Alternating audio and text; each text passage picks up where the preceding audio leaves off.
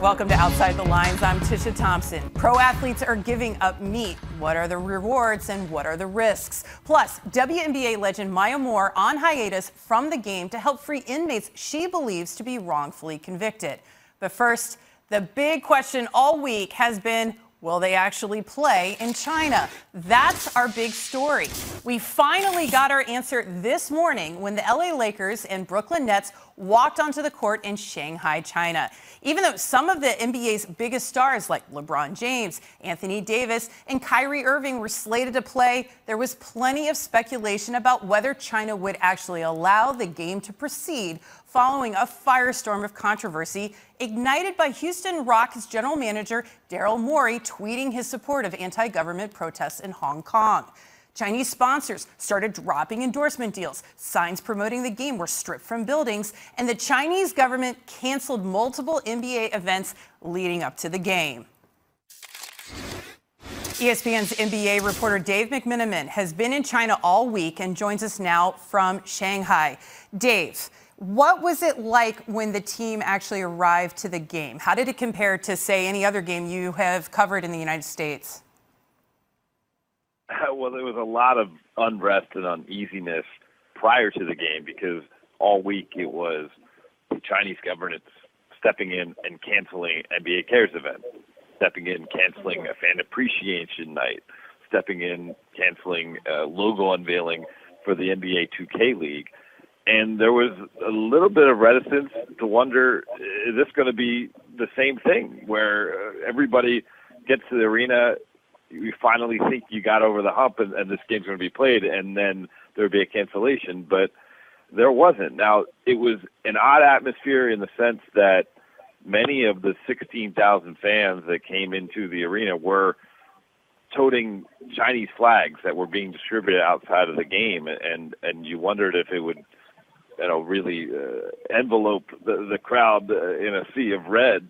And also we were informed by an NBA official about 3 hours before tip-off that there would be no media. No one from either team was going to be speaking pre- or post-game, and Adam Silver's press conference that was scheduled was also canceled.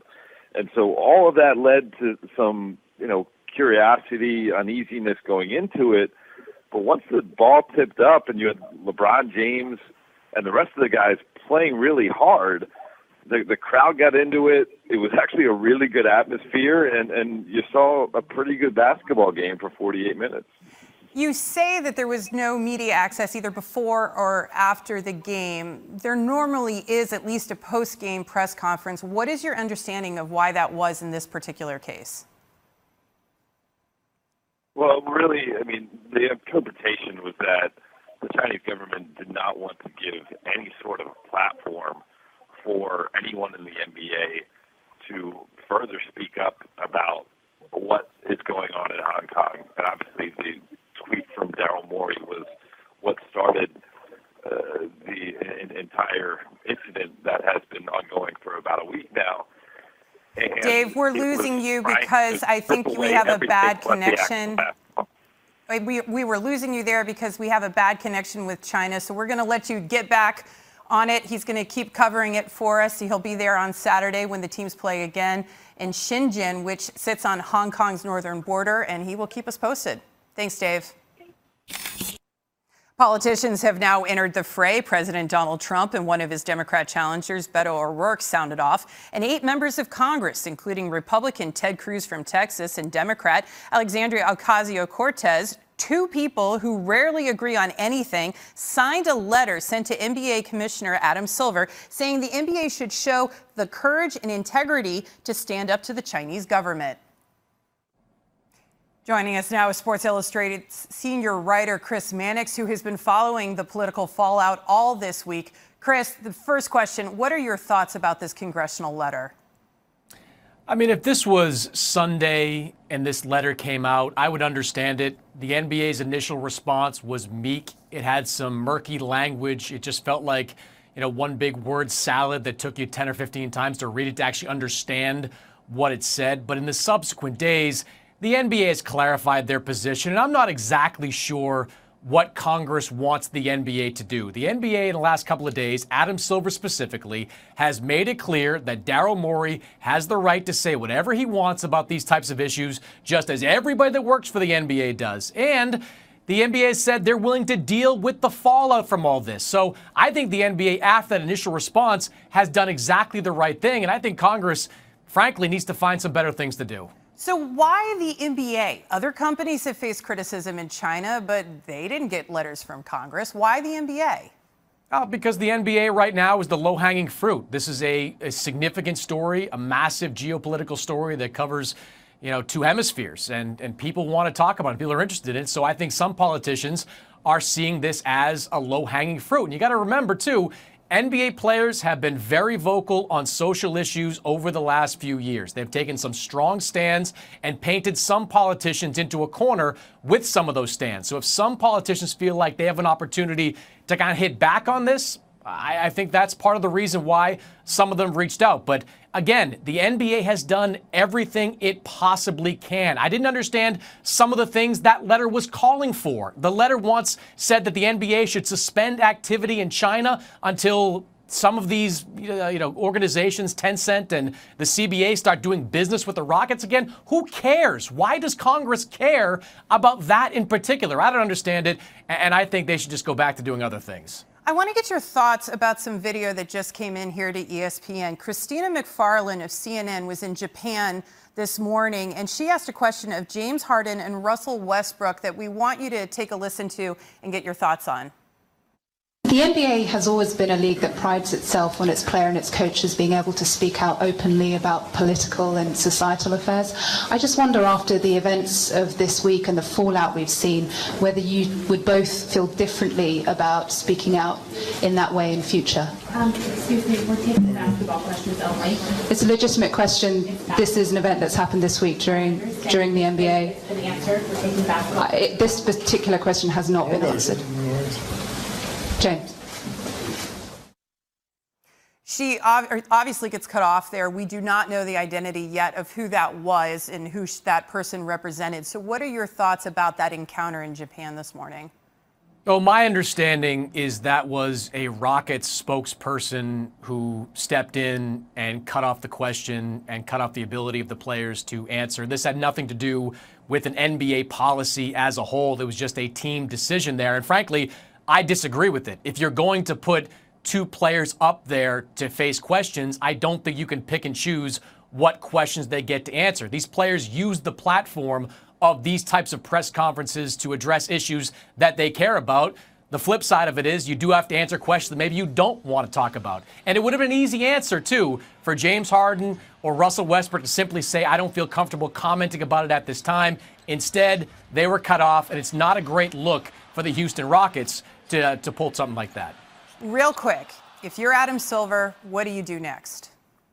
You do nothing. You sit there and you continue to go about your business. I know there's been some controversy about signs in the arenas. That's not an NBA policy. As it pertains to Washington, D.C., in the Wizards, the D.C. arena has a long-standing policy of no political signs in the arena, not specific just to this case. So the NBA needs to continue to push out exactly what they have been pushing out. Players, coaches, personnel can say what they want. We will live with the fallout. It's worth pointing out, too, that the NBA, they, make a lot of money over in China, but it's not that significant compared to the money they make domestically. The basketball-related income was more than $7 billion last year. The money coming in from China was right around $300 million. So it's almost a Gordon Gekko type of situation. Owners, how many yachts can they jet ski behind? That's really what it's all about with that Chinese money. Well, you heard it from Chris Mannix. Chris, thank you so much. We appreciate you making the time. You got it. Tonight, it's Game 5 between the Connecticut Sun and the Washington Mystics. The series is tied 2-2 with the winner crowned the new WNBA champion.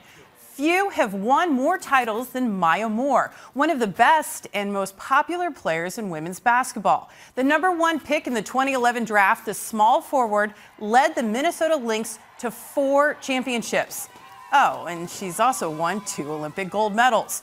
But Moore stunned fans in February when she announced she was taking a sabbatical to work on social justice reform, fighting for the release of Jonathan Irons, who was tried as an adult when he was 16 years old and received a 50-year sentence for assault, burglary, and armed criminal action. Moore says he is innocent. Maya Moore joins us live from Jefferson City, Missouri. Maya, thank you so much for being here. First question, what was it about this particular case that really resonated with you? Why you wanted to take it up? Well, the beautiful thing about this case and this story is it really happened organically. I wasn't looking for a case to get involved with. I met Jonathan Irons when I was 18 years old through my extended family that I grew up with in Missouri, who had been involved in prison ministry. And through them getting to know Jonathan and his wrongful conviction story, I got to know Jonathan and his wrongful conviction story. So that was over 12 years ago. And now I'm at a place where I'm super invested and really wanting to use my platform to help him. And we're really, really close. Irons had a hearing yesterday in Jeff City to review evidence necessary to proceed with his appeal. You were there in the courtroom with him. How did it go? It was excruciating and great at the same time. It's such a mix of emotions because he's finally getting a chance to have the truth be talked about on the record. Witnesses and experts coming in, explaining so clearly the truth of his case and his wrongful conviction, but also excruciating because the state is opposing that, and they're trying to uphold his conviction. And so it's just really hard to see someone who's been through so much continue to get opposition when all we want is the truth and for justice. And so it was definitely a long day of going through every detail. We were there from 9 until 4, and we had a solid little group of us stick with Jonathan the whole day, and it was really, really good for him to finally get to say his story and to have the truth be shown. The case is going to proceed. Will you keep moving forward from here? Absolutely. The next step is to have one of the key elements of Jonathan's case is fingerprint evidence that was never fully run. And so there is an unidentified usable fingerprint that we're going to try to get run, as well as updating our petition a little bit to submit it one more time to the judge, and then he can make a decision at any point. What do you say to folks who ask why? Why leave the game? Wouldn't you be so much more impactful if you were playing right now and you had a platform as a forefront athlete? People that know me actually aren't really asking me that question. People that know me really well say it totally makes sense of what I'm doing and the direction that I'm moving. But obviously everybody doesn't know me. And for those who only know me on my basketball platform, it can definitely be surprising and shocking. But, sometimes I think we get confused in thinking where impact really lies. And as I've gotten older and grown, and, I just turned 30 this year, and understanding that a lot of times impact is more with the people that you're actually living life with and around. And so I've really enjoyed having a chance this year to experience that impact and receive that impact by having some actual relationships with people and showing up for things that really matter most. And, I think there's a place for all of it, kind of the big kind of surface impact, but then there's that deep rooted impact that has been so meaningful to me this year. You just said you're 30. You left at the top of your game. You are hardly old. So fans obviously want to know, are you going to return? So far, you haven't given a specific timetable, but are you going to return to the WNBA, or have you retired? So in my initial announcement through Players Tribune article, I said I wanted to take a year away and do all the things that I'm doing now. And so a year from my announcement is next spring. So that's my goal, to still wait that full year and then come back to the table and see what's next. I've got to ask you this. You played 3 years in China. You helped your team win 3 championships while you were there in a row. The Chinese call you the invincible queen. So I have to ask, what is your take about all of the news coming out of China this week about the NBA? I have 0 things to say about it. That is the furthest thing from my mind. I'm literally not being a basketball player for a year, and I've just been here for Jonathan and the case and criminal justice reform. But there's plenty of other voices that can speak on that issue. All right, Maya, thank you so much. Once